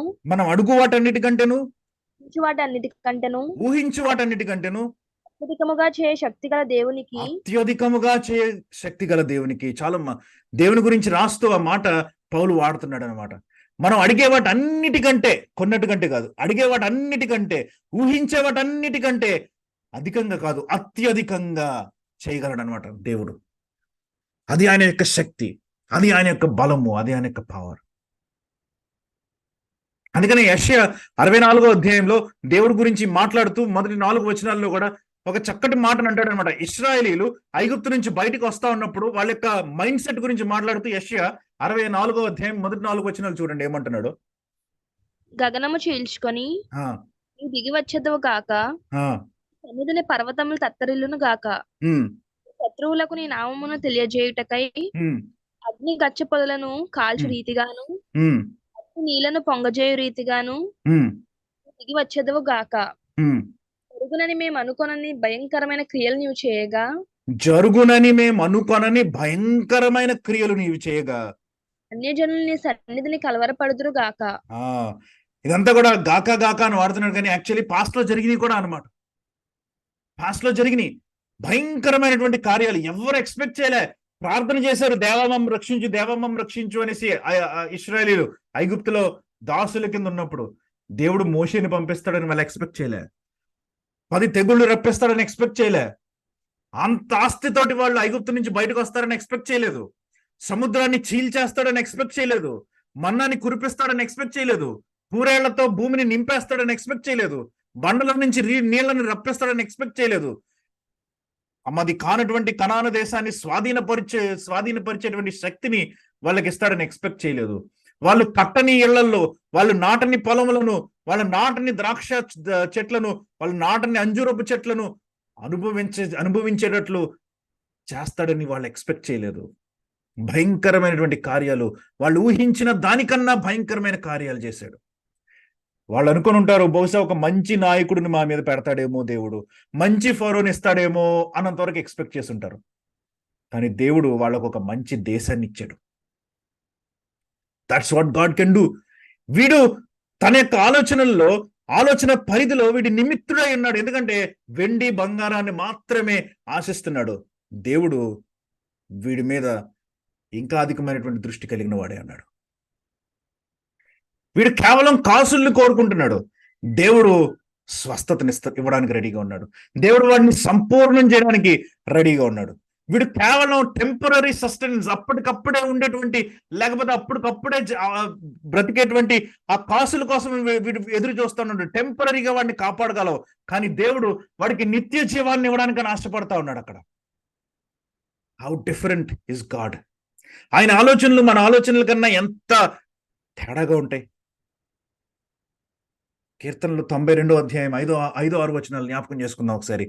కీర్తనలు 92, 5-6 వచనాల్లో కీర్తనకారుడు కూడా ఇదే మాటల్ని వ్యక్తపరుస్తూ ఉంటాడు. ఒక రకంగా చెప్పాలంటే, యెహోవా కార్యములు ఎంత దొడ్డవి, నీ కార్యములు ఎంత దొడ్డవి, నీ ఆలోచనలు అతి గంభీరములు, నీ ఆలోచనలు అతి గంభీరములు. పశుప్రాయులు వాటిని గ్రహింపరు, పశుప్రాయాలు అంటే మనలాంటి వాళ్ళు వాటిని గ్రహింపలేరు. అవివేకులు వివేచింపరు రాస్తున్నాడు అనమాట కీర్తనకారుడు. ఎంత గొప్ప కార్యాలు నీవి, నీ ఆలోచనలు ఎంత తీవ్రమైనటువంటి, ఎంత గంభీరమైనటువంటి, ఎంత భయంకరమైనటువంటివి, వాటిని ఆలోచించడానికి నేను సరిపోను, నా మైండ్ సరిపోదు అని రాస్తున్నాడు. ఈ అవిటివాడు, వీడి యొక్క స్థితి ఎలాంటిదంటే, ఈ రోజుకు కావాల్సినటువంటి ఆ 2 రూపాయల, 10 రూపాయల, 20 రూపాయలు నాకు వస్తే సరిపోద్ది. ఒక టీకి, ఒక బన్న తినడానికి, ఒక రొట్టె ముక్క తినడానికి, ఒక బ్రెడ్ ముక్క తినడానికి సరిపడా డబ్బు వస్తే సరిపోతుంది అని ఆలోచిస్తున్నాడు. దేవుడు వీడికి నిత్య జీవం ఇవ్వడానికి రెడీగా ఉన్నాడు. వీడి యొక్క సామాన్యమైనటువంటి అభిప్రాయాలకి దేవుని యొక్క గొప్ప ఆలోచనలకి తేడా చూడండి, వ్యత్యాసం చూడండి. మన జీవితాలలో కూడా ఒక్కొక్కసారి దేవుడి దగ్గర నుంచి మనం expect a lot little than what he is ready to give. పేతురు అందుకనే 6వ వచనంలో అంటున్నాడు అనమాట, వెండి బంగారములు నా యొద్ద లేవు. క్లియర్ చేసేస్తున్నాడు, ఎక్స్ట్రీమ్ గా క్లియర్ గా చెప్తున్నాడు అనమాట. అరే నేను నిన్ను స్వస్థపరుస్తాను, నేను స్వస్థపరిచిన తర్వాత ఏమో నీ దగ్గరికి డబ్బులు వస్తాయేమో నాకేం తెలుసు అని అనట్లే. దేవుడు నిన్ను గొప్పగా చేయడానికి సమర్థుడు అని అనట్లే. చాలా క్లియర్ గా చెప్తున్నాడు, నువ్వు నా వైపు చూస్తున్నావు, తేరి చూస్తున్నావు, నన్నే దృష్టిస్తున్నావు, కాబట్టి I will make one thing clear to you. I do not possess silver and gold. నా దగ్గర డబ్బు లేదు అని అంటున్నాడు పేతురు. చాలాసార్లు మనుషుల్ని ఆకట్టుకునేటువంటి ఈ యొక్క ఆలోచనలో చాలా మంది క్రైస్తవ నాయకులు, సంఘాలు అనవసరమైన వాటన్నిటిని కూడా సంఘంలోనికి తీసుకొని వస్తా ఉన్నారనమాట. అన్నెసెసరీ ప్రామిసెస్ చేస్తా ఉన్నారనమాట. యేసు ప్రభు దగ్గరికి వస్తే నీ జీవితం చాలా బాగుంటుందని చెప్తా ఉంటారు. వాడి జీవితంలో మార్పు కనిపించదు. వాడికి యేసు ప్రభు దగ్గరికి వచ్చినా సరే ప్రశ్నిస్తాడు. అప్పుడు ఈ రోగం పోతుంది అన్నారు, నాకు రోగం ఏం పోలేదని అంటాడు. నడు నొప్పి తగ్గిపోద్ది అన్నారు, కాలు నొప్పి తగ్గిపోద్ది అన్నారు, నాకు ఏం తగ్గలేదు అని అంటాడు. లేకపోతే నాకు ఉన్నటువంటి ఫినాన్షియల్ ప్రాబ్లమ్స్ అన్ని పోతాయని చెప్పారు, యేసు ప్రభు దగ్గరికి వచ్చి ప్రార్థన చేస్తే నాకు ఏం పోలేదని అంటాడు. యేసు ప్రభు ఎప్పుడు అవేమీ ప్రామిస్ చేయలే. మరి మనం ఎందుకు చేస్తాం? నువ్వు యేసు ప్రభువుని నమ్ముకో, నీ జీవితం బాగైపోతుంది. God is never interested in our material lifes. మన యొక్క భౌతికమైనటువంటి జీవితాలు, ఆధ్యాత్మికమైనటువంటి జీవితాలు ముందు మారకపోతే భౌతికమైన జీవితాలు మారాల్సినటువంటి అవసరం లేదు. God is first bothered about our spiritual lives. మన ఆధ్యాత్మికమైనటువంటి జీవితాలు, మన బ్రతుకు బాగుపడాలంటే ముందు మనం ఆత్మీయంగా దేవుని దగ్గర బాగుపడాలి. కానీ మనం మెటీరియల్ బెనిఫిట్స్ ని చూపించి ప్రజల్ని దేవుని దగ్గరికి ఆకర్షించడానికి ప్రయత్నం చేస్తూ ఉంటాం. చాలాసార్లు మనం చేయకపోవచ్చు, చాలా మంది క్రైస్తవులు ఆ రకంగా చేస్తున్నారు. పేతురు అంటున్నాడు, నో, నా దగ్గర వెండి బంగారాలు లేదు, అది నీ ఎక్స్పెక్టేషన్ అయితే నా దగ్గర లేదు. హీ వాస్ క్లియర్, చాలా క్లియర్ గా చెప్తున్నాడు. కానీ నా దగ్గర ఒకటి ఉంది, ఆ ఒకటి నేను నీకు ఇచ్చేస్తా అంటున్నాడు. వెండి బంగారాలు నా దగ్గర లేవు, కానీ నా దగ్గర ఒకటి ఉంది. ఏంటంటే యేసు ప్రభు నాకు ఇచ్చిన అధికారం ఉంది నా దగ్గర. లూకా సువార్త 9వ అధ్యాయం 1వ వచనం చూడండి. లూకా 9:1.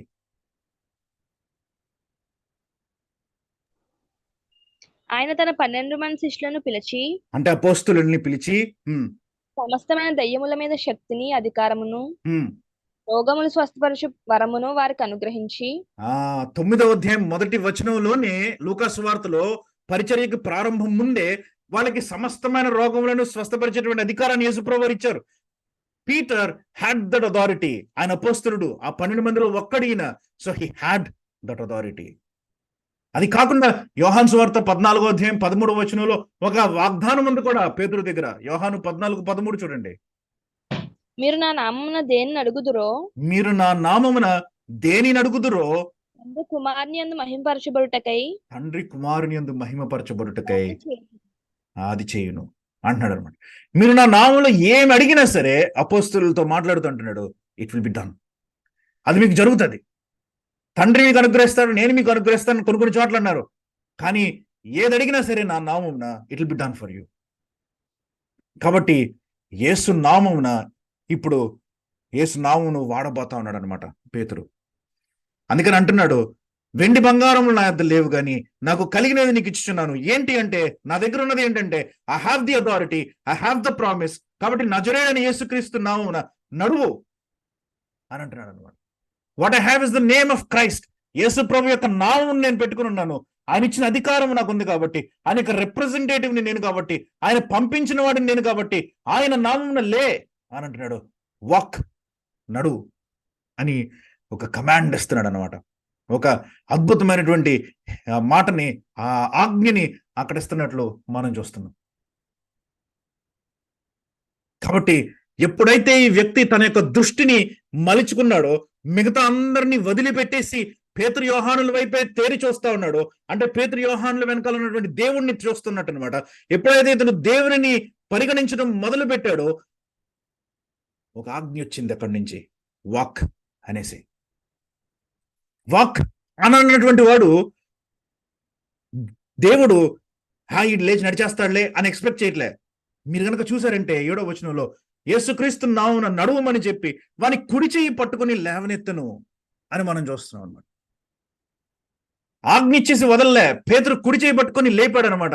ఆ ఆజ్ఞతో పాటు ఆ ఆజ్ఞని పాటించేటువంటి సహాయం కూడా అక్కడి నుంచే వస్తుంది. He is getting that support. దేవుని ఆత్మ ద్వారా నింపబడినటువంటి వీళ్ళు ఆ సపోర్ట్ని ఇస్తున్నారనమాట. తన చెయ్యిని చాచి తీసుకొని పైకి లేపుతున్నాడు. పరిశుద్ధ గ్రంథం ఏమని చెప్తా ఉందంటే, వెంటనే వాని పాదములను చీలమండలను బలము పొందెను.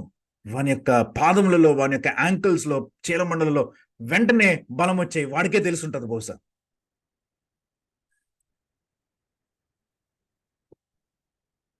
వాడి యొక్క ఆ భయంకరమైనటువంటి పరిస్థితుల్లో వదిలిపెట్టేసి వెళ్ళిపోకుండా ఆగి చేయినిచ్చి పైకి లేపినటువంటి విషయం ఇది. వాడికి బహుశా ఎప్పుడైతే పేతురు చేయి పట్టుకుని పైకి లేపడం, వాడికి ఆ పాదాల్లో, ఆ చీలమండలంలో ఎప్పుడైతే బలం వచ్చిందో, ఆ విషయం వాడికి కూడా వెంటనే గుర్తెరుగుంటాడు. ఎందుకంటే వాడు గెంతి ఒకేసారి లేచాడంట. With a leap he stood upright అని ఉంటది. ఎందుకంటే వాడు దిగ్గున లేచాడంట. అంటే ఉరికి లేచాడు అనమాట. వాడు ఒకసారి సడన్ గా లేచాడు అనమాట. ఎప్పుడు నడవనటువంటి వ్యక్తి సడన్ గా లేచినట్లు మనం చూస్తున్నాం. In a matter of moments, గంటలు పట్టలే, వాడు దిగ్గున లేచి నిలిచి నడిచెను అని మనం చదువుతున్నాం. Beautiful progression. కూర్చున్నవాడు కాస్త దిగ్గున లేచాడు, లేచినోడు కాస్త 2 పాదాల మీద నిలబడ్డాడు, నిలిచాడు, స్టెబిలైజ్ చేసుకున్నాడు. నిలిచినోడు కాస్త వెంటనే నడవడం మొదలు పెట్టాడు. ఒక 3 సంవత్సరాల క్రితం 2020వ సంవత్సరంలో కరోనా వచ్చిన టైంలో నేను ఒక 11 days నేను హాస్పిటల్ బెడ్ మీద ఉన్నాను. హాస్పిటల్ మంచం మీద ఉన్న తర్వాత 11వ రోజున నన్ను డిశ్చార్జ్ చేసేటువంటి సమయం వస్తా ఉన్నప్పుడు నాకు ముందు ఒక అటెండర్ని ఇచ్చి ఇటు అటు నడవమని చెప్పారనమాట. ఎందుకంటే 10 రోజుల పాటు మంచం మీదే ఉన్నాను కాబట్టి నడవడం నాకు వచ్చినా సరే, నాకు చేతనైనా సరే నడవడం, నేను ఇదివరకు నడిచినా సరే 10 రోజులు మంచం మీద ఉన్నాను కాబట్టి నా బ్యాలెన్స్ నేను మళ్ళీ పొందుకోవడం కోసమని నేను సుమారు ఒక 20 రౌండ్ల దాకా వేయాల్సి వచ్చింది ఇటు అటు. నడక వచ్చినోడిని కేవలం 10 రోజులు మాత్రమే మంచం మీద పడుకున్నాను, లేవకుండా తిరగడానికి కూడా ఆస్కారం లేదు. కాబట్టి 10 days మాత్రమే మంచం మీద ఉన్నవాడిని నేను నడవడానికి నాకు టైం పడితే వీడు నడవలేదు, వీడి కాలికి నడవడం అంటే ఏంటో తెలియదు, వీడికి ప్రాక్టీస్ లేదు. ఇలాంటి వాడు దిగ్గున లేచాడు, లేవడమే కాకుండా నిలబడ్డాడు, ఎవరు పట్టుకోకుండా నిలబడమే కాకుండా నడుచుకుంటూ వెళ్ళిపోతున్నాడు. With no other effort, no other practice, rehabilitation లేదు, ఏమీ లేదు. ఇది దేవుని యొక్క అద్భుతం కాకపోతే ఇంకేంటి? That is how the miracle of God will be. దేవుడు చేసిన కార్యము అంత యునిక్ గా, అంత స్పష్టంగా కనిపిస్తా ఉంటుంది. 10 రోజులు నడవడం ప్రాక్టీస్ చేయాల్సిన అవసరం లేదు. దేవుని యొక్క శక్తికి అది ఒక బ్యారియర్ కాదు, అదొక బ్యారియర్ కాదు. పిల్లలైతే ముందు బోర్ల పడతారు, బోర్ల పడిన తర్వాత పాకడం నేర్చుకుంటారు, పాకడం నేర్చుకున్న తర్వాత నెమ్మదిగా నడుస్తూ ఉంటారు, నడిచినప్పుడు పడతా ఉంటారు, పడి నడుస్తూ ఉంటారు, పరిగెడతారు, టైం పడుతుంది. వాళ్ళకి ఆ బలం వచ్చి అదంతా మొత్తం ఆ స్పైన్ అంతా స్ట్రాంగ్ అయ్యి వాళ్ళు నడవడానికి కొన్ని సార్లు పరిగెత్తుకుని ఏమీ పడకుండా నడవడానికి 2 years స్పైన్ పట్టేస్తూ ఉంటుంది కొన్ని సార్లు. అలాంటిది జీవితంలో ఆ అనుభవాల గుండా వెళ్ళలేదు వీడు. He never took a step in his life. ఒక్క అడుగు కూడా వేయనటువంటి వీడు దిగ్గున లేచాడు, నిలిచాడు, నడుస్తున్నాడు. ఇప్పుడు నడవడమే కాదు, 8వ వచనం కనుక మనం తర్వాత చదివితే, నడుచుచు గంతులు వేయచ్చు దేవుని స్తుతించుచు అని మనం చూస్తున్నాం. నడుచుచు గంతులు వేసేస్తున్నాడంట, గంతులు వేసేస్తున్నాడు. ఉరకలుగా ఉందన్నమాట, అంత ఉత్సాహంతో ఉన్నాడు అనమాట. నిజంగా చెప్పాలంటే ఆ చుట్టూ ఉన్నటువంటి ఇశ్రాయేలీలు, ఆ చుట్టూ ఉన్నటువంటి యూదులు, ఆ యాజకులు, ఆ పరిసయ్యులు, ఆ సద్దుకయ్యులు, ఆ చుట్టూ ఉన్నటువంటి ఆ పెద్దలు, వీళ్ళందరూ కూడా they were offering a false worship to God. దేవునికి ఒక అబద్ధమైనటువంటి ఆరాధనను వాళ్ళు చేస్తా ఉంటే, ఈ కుంటివాడు దేవునికి నిజమైనటువంటి 100% డెడికేటెడ్ ఆరాధనని చేస్తున్నాడు. ఎందుకంటే వీడి జీవితంలో టోటల్ ట్రాన్స్ఫర్మేషన్ వచ్చింది, సంపూర్ణమైనటువంటి మార్పు వీడి జీవితంలో వచ్చింది. అందుకని మనం చూస్తున్నాం, గంతులు వేస్తూ దేవుని స్తుతిస్తున్నాడు. ది అల్టిమేట్ ఎండ్, దేవుని స్తుతిస్తున్నాడు. వాడు బయట ఉన్నప్పుడు ప్రజలని ముఖస్థుతి చేసేవాడేమో, బయట దేవాలయానికి బయట అడుక్కుంటున్నప్పుడు, అయ్యా నువ్వు గొప్పడువయ్యా అని అడుక్కునేవాడేమో. అయ్యా కొంచెం దానం చెయ్యయ్యా, దేవుడు నీకు మేలు చేస్తాడు, దేవుడు నీ కుటుంబాన్ని కాపాడతాడు, అది చేస్తాడు, ఇది చేస్తాడని దేవుడి నామాన్ని వ్యర్థంగా ఉచ్చరించేవాడేమో వాడు. అబ్బా అయ్యా నువ్వు చాలా గొప్పోడులా కనిపిస్తున్నావు అయ్యా అనేసి అడుక్కుంటూ ఉండేవాడేమో, ముఖస్థుతి చేస్తూ ఉండేవాడేమో. ఇప్పుడు ఆ ఫాల్స్నెస్, ఆ ప్రిటెన్స్, ఆ యొక్క నాటకం అంతా బయటికి వెళ్ళిపోయింది. వాడి యొక్క జీవితంలో స్వచ్ఛత ఎంటర్ అయింది. వాడు ఇప్పుడు దేవుని స్తుతిస్తున్నాడు. Maybe for the very first time, బహుశా మొట్టమొదటిసారి వాడు దేవుని స్తుతిస్తున్నాడేమో, మొట్టమొదటిసారి వాడు దేవుని ఆరాధిస్తున్నాడేమో. ప్లస్ దేవాలయంలోనికి వెళ్ళాను, మొట్టమొదటిసారి బయట నుంచి చూస్తున్నటువంటి ఈ దేవాలయమును, ఈ శృంగారమైనటువంటి ఆ యొక్క ద్వారమును దాటుకొని ప్రవేశించి లోపలికి వెళ్ళాడు. For the very first time, this fellow is entering into the presence of God, into the temple of God. ఈ శృంగారమైనటువంటి దేవాలయం అందమైనది అయ్యి ఉండొచ్చు, మేబీ బ్యూటిఫుల్ అని అనుకోవచ్చు. ప్రజలందరూ దానిని చూసి, దాని యొక్క అందాన్ని చూసి అబ్బో అని దాని గురించి పొగడతా ఉండుండొచ్చు. కానీ ఆ దేవాలయంలోనికి అడుగు పెట్టేటువంటి శక్తి ఆ ద్వారం ఇవ్వలేదు, యేసు నామం ఇచ్చింది వాడికి. యేసు నామం వాడికి ఆ శక్తినిచ్చింది కాబట్టి వాడి జీవితం మారిపోయింది. He entered into the temple because of the name of God, name of Jesus. ఆయన యొక్క నామమును బట్టి వాడు ముందుకు వెళ్ళాడు. మీరు తర్వాత చూస్తే ఆ నామం గురించి పేతురు ఎంత స్ట్రెస్ చేశాడో మనం వచ్చే వారం చూడొచ్చు దాని గురించి. 9వ వచనం, వాడు నడుచుచు దేవుని స్తుతించుట ప్రజలందరూ చూచి. వాడు ఎంత గోల చేస్తున్నాడంటే, మౌనంగా ఉంటే ఎవరు పెద్దగా గమనించరు, కానీ వాడు బహుశా బిగ్గరగా మరి హోసన్నా అంటున్నాడేమో, హల్లెలూయా అంటున్నాడేమో, మరి వాడి భాషలో వాడు ఏమంటున్నాడో మనకు తెలియదు. గొప్ప గొప్ప శబ్దంతో వాడు గెంతులేస్తూ వాడు అలా అల్లరి చేస్తా దేవాలయంలోకి ప్రవేశించేసరికి ఆనందం తట్టుకోలేక ప్రజలందరి దృష్టి వాడి మీద పడింది. వాడు ఏదో మౌనంగా ఏదో అలాగే నడుచుకుంటూ వెళ్ళిపోతూ ఉంటే ఎవడు గమనించేవాడు కాదేమో, ఎవడో లేడు అని అనుకునేవాళ్ళు. But everybody was looking at him. ఎందుకంటే వాడిలో ఉన్నటువంటి ఆ యొక్క ఆనందము, ఆ యొక్క సంతోషము, ఆ యొక్క ఆరాధన తన్నుకొని వచ్చేస్తా ఉంది. So he was worshipping God. Other people are looking towards him. వాడిని చూస్తా ఉన్నారు అనమాట, వాడి ఆరాధనని చూస్తా ఉన్నారు. ప్రజలందరూ వాడిని చూచి 10వ వచనం చూస్తే, ఈ శృంగారం అనే దేవాలయపు ద్వారమునొద్ద భిక్షము కొరకు కూర్చుని వాడు వీడే అని గుర్తెరిగి వానికి జరిగిన దానిని చూచి విస్మయముతో నిండి పరవశులైరి. చూశారు, ఎవడ్రా వీడు ఇంత గోల చేస్తున్నాడు, ఎవడ్రా వీడు ఇంతగా ఆరాధించేస్తున్నాడు దేవుణ్ణి, ఎవడ్రా వీడు ఇంత గెంతులేసేస్తున్నాడు, ఎంత సంతోషంగా ఉన్నాడు ఎవడు అని అంటా ఉంటే, ఎవడో చెప్పాడు, అరే ఈడు దేవాలయం బయట ఉండేవాడు కదా, అడుక్కునేవాడు కదా, ఇడు బట్టలు కూడా చూడండి రా చిరిగిపోయినట్టున్నాయి, ఇడు బట్టలు ఏంటి ఇలా ఉన్నాయి, ఇడు దేవాలయం బయట ఉండేవాడు అంటే ఇంకొకటి అవును కావును కదా, కరెక్టే కదా, ఇందాకే చూశాను, వాడిని కింద పెడతా ఉండడం.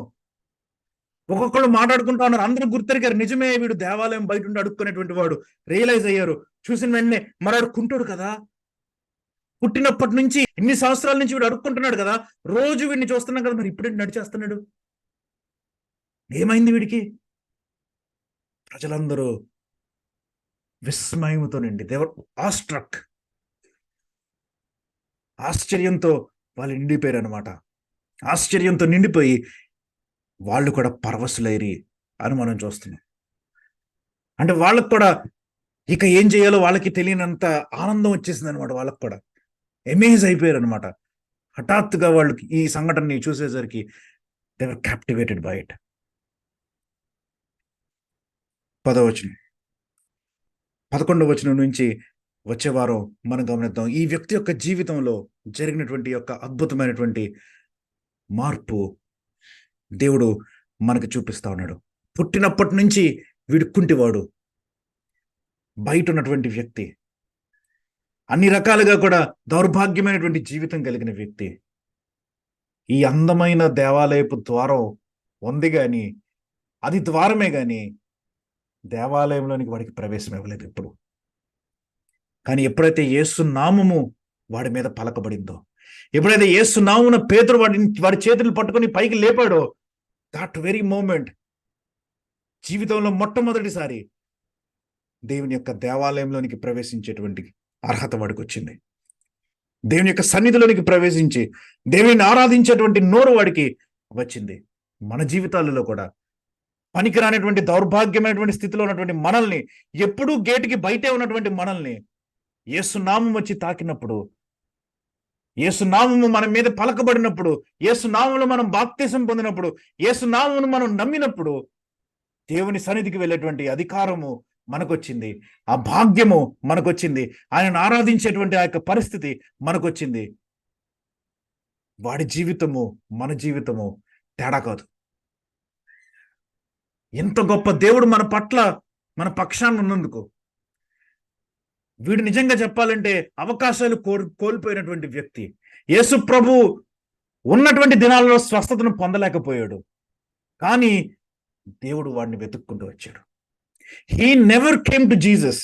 ఆ గుడ్డి బర్తిమయ్యలాగో, లేకపోతే ఆ పొట్టి జక్కయ్యలాగో, లేకపోతే ఇంకెవరిలాగో యాయీరులాగో యేసు ప్రభు దగ్గరకు వచ్చి స్వస్థత కోసం అడగలేదు, ప్రార్థన చేయలేదు. But God came to him. దేవుడే వాని దగ్గరకు వచ్చారు. పేతురు యోహానులు చూసినప్పుడు కూడా వాడు పేతురు యోహానులను స్వస్థత అని అడగలేదు. It was a sovereign decision of God. దేవుడు తన సార్వభౌమాధికారమును బట్టి ఆయన డెసిషన్ తీసుకున్నారు. Let this person be saved అని ఆయన డెసిషన్ తీసుకున్నారు. వాడు అడగలేదు, వాడు ఊహించలేదు, అత్యధికంగా చేసేశారు. వాడు రోకలు గురించి ఆలోచిస్తే వాడికి రక్షణ వచ్చింది. అది దేవుని యొక్క గొప్పతనం. ప్రార్థన చేసుకుందాం. ప్రభా, మీ ఘనమైన నామమునకు స్తోత్రాలు చెల్లిస్తున్నాను. ఈ అవిటి వాడి యొక్క జీవితమును మాకు చూపించినందుకు స్తోత్రాలు. మా బ్రతుకులు వాడికన్నా హీనమైనటువంటి దశలో ఉన్నప్పుడు మీ నామము, మీ కుమారుని యొక్క నామమును బట్టి మేము మీ సన్నిధిలోనికి ప్రవేశించేటువంటి అధికారం మాకు ఇచ్చారు. తండ్రి, అబ్బా అని మిమ్మల్ని మేము సంబోధించేటువంటి ఘనతను దౌర్భాగ్యమైనటువంటి మాకు మీరు అనుగ్రహించారు. మీకు స్తోత్రాలు ప్రభా. ఈ వ్యక్తి యొక్క జీవితాన్ని చూసుకుంటా ఉన్నప్పుడు మా యొక్క జీవితం కూడా మా కళ్ళ ముందు కనిపిస్తా ఉన్నది. నాయన, మరి ఒక్కసారి మా యొక్క స్థితిని మాకు జ్ఞాపకం చేసి మీ యొక్క ప్రేమను మాకు జ్ఞాపకం చేసినందుకు, మీ యొక్క కృపను మాకు జ్ఞాపకం చేసినందుకు, మీ కుమారుని నామంలో ఉన్నటువంటి శక్తిని మాకు జ్ఞాపకం చేసినందుకు మీకు స్తోత్రాలు చెల్లిస్తున్నాను ప్రభా. ఈరోజు ఎవరైతే వచ్చారో వారిని జ్ఞాపకం చేసుకోండి. ఈ నామమును బట్టి ప్రభా నాయన మరి మేము మా జీవితాల్లో ముందుకి కొనసాగడానికి మీరు సహాయం అనుగ్రహించండి. మీ కుమారుని నామంలో ఉన్నటువంటి గొప్పతనమును రానున్న దినాల్లో మేము నాయన మీరు ఆలోచించుకొని అర్థం చేసుకోవడానికి మీరే సహాయం చేయండి. ఎందుకంటే ఈ నామమును బట్టి శ్రమ పడడానికి కూడా మీ యొక్క దాసులు సంతోషంగా నాయన తమ తలలను ఇచ్చేశారు.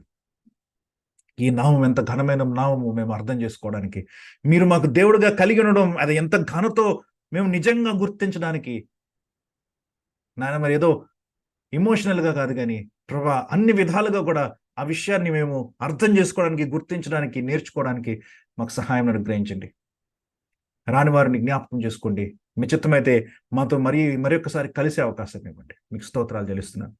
మమ్మల్ని అందరినీ మీ హస్తాలుగా అప్పచెప్తున్నాను. మాలో ఉన్నటువంటి ప్రతి అక్కర మీరు అడిగిన దానికన్నా, ఊహించేదానికన్నా అత్యధికంగా చేయగలిగినటువంటి దేవుడు కాబట్టి మీ సమర్థమైనటువంటి హస్తాలకే అప్పచెప్తున్నాను ప్రభా. మీ సామర్థ్యమును బట్టి మీరే వాటిని తీరుస్తారని నమ్ముతూ మా జీవితాలని మీకే అప్పచెప్పుకుంటూ త్వరలో రాని యేసు ప్రభు మిక్కిలి శ్రేష్టమైన నామమున అతి వినయముగా ఈ ప్రార్థన అడిగి వేడుకుంటున్నాను తండ్రి. ఆమేన్.